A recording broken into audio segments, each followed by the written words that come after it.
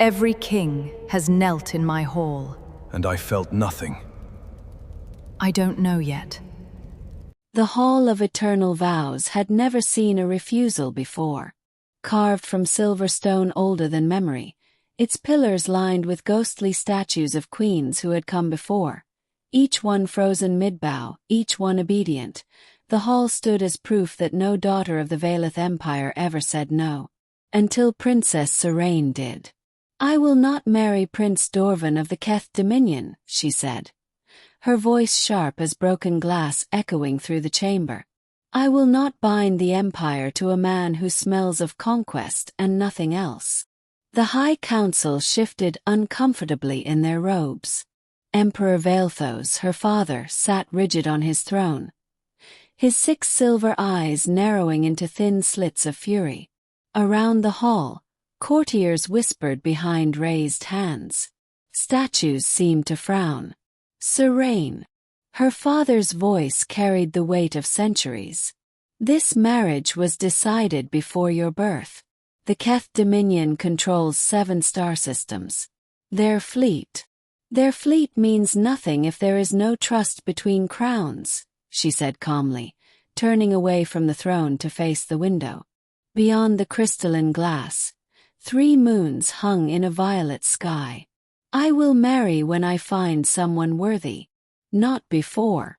The silence that followed was the loudest thing anyone in that hall had ever heard. 3 years passed. Princes arrived from distant galaxies. Warriors with diamond teeth and generals with arms made of light. Merchants who brought entire planets as dowry. Poets who spoke in frequencies only gods could hear.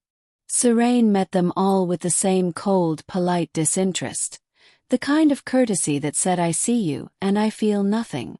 She sat on her throne day after day, staff resting in her hand, her platinum hair falling like a curtain of starlight over her armored shoulder, watching suitors kneel and feeling absolutely nothing stir inside her chest.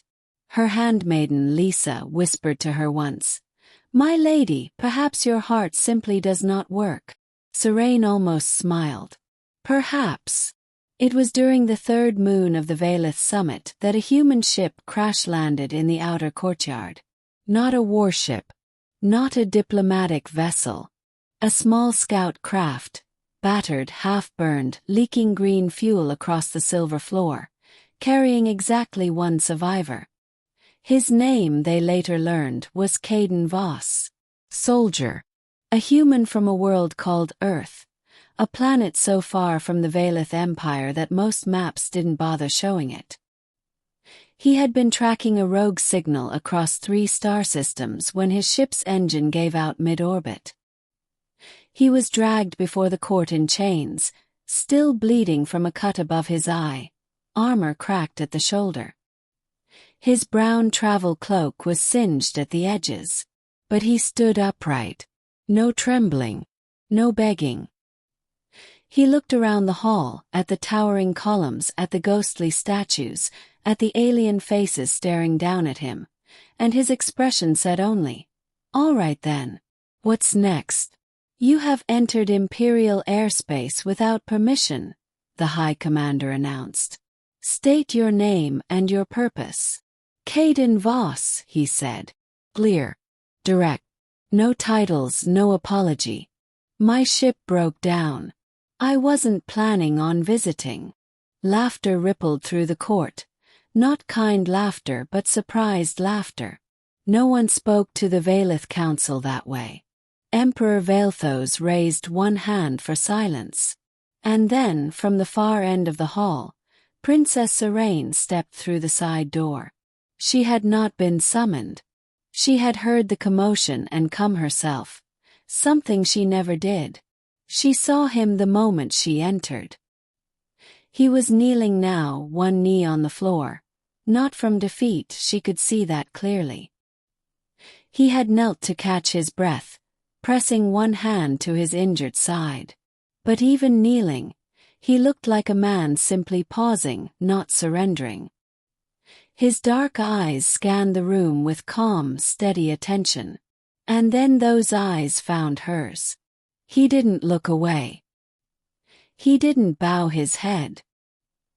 He didn't perform the practiced, desperate expressions she had seen on every suitor who had ever entered this hall. He just looked at her the way someone looks at a fire in winter, with honest, unguarded recognition. Something cracked open inside Serayne's chest. It was small, barely a sound, like the first split in winter ice when the season begins to turn. She walked forward. The court went completely still. She stopped 3 feet from him, looking down at where he knelt. He looked up at her without fear or ambition, just that same quiet attention. "You are human," she said. "I am," he replied. "Your world has no star fleet, no empire, no seat on the Galactic Council." "Not yet," he said.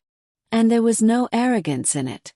Only the kind of patient confidence that comes from a person who has survived things others haven't. She studied his face for a long moment. The cut above his brow, the steadiness in his jaw, the way he carried dignity without armor around it, something she had never seen in any prince, any warrior, any carefully groomed suitor who had knelt in this hall. She turned to face her father. The emperor sat perfectly still, as if the universe had paused to see what she would do next. "I will marry this one," she said. The hall exploded.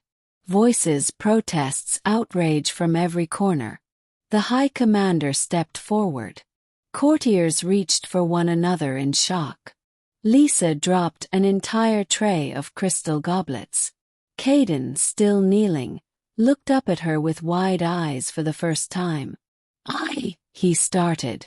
"You will be given quarters, medical attention, and a meal," she said, cutting him off smoothly. "We will speak properly after." She turned and walked back toward her throne, staff clicking against the silver floor with every step, her long hair trailing behind her like the tail of a comet. Later that evening, in the quiet garden beyond the eastern corridor, she stood alone beneath the 3 moons.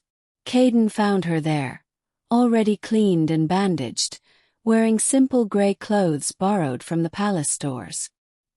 He looked less like a soldier now and more like himself. "You don't even know me," he said, coming to stand beside her. "No," she agreed, looking up at the violet sky. "But in 3 years I looked at kings and generals and felt nothing." He paused. "You looked at me like I was real. Not a throne. Not a crown." She glanced at him sideways. "That is rarer than any fleet." He was quiet for a moment. Then, "I still might be terrible at this." "So might I," she said simply. And for the first time in 3 years, Princess Serayne smiled. Not a royal smile. Not a political one. A real one.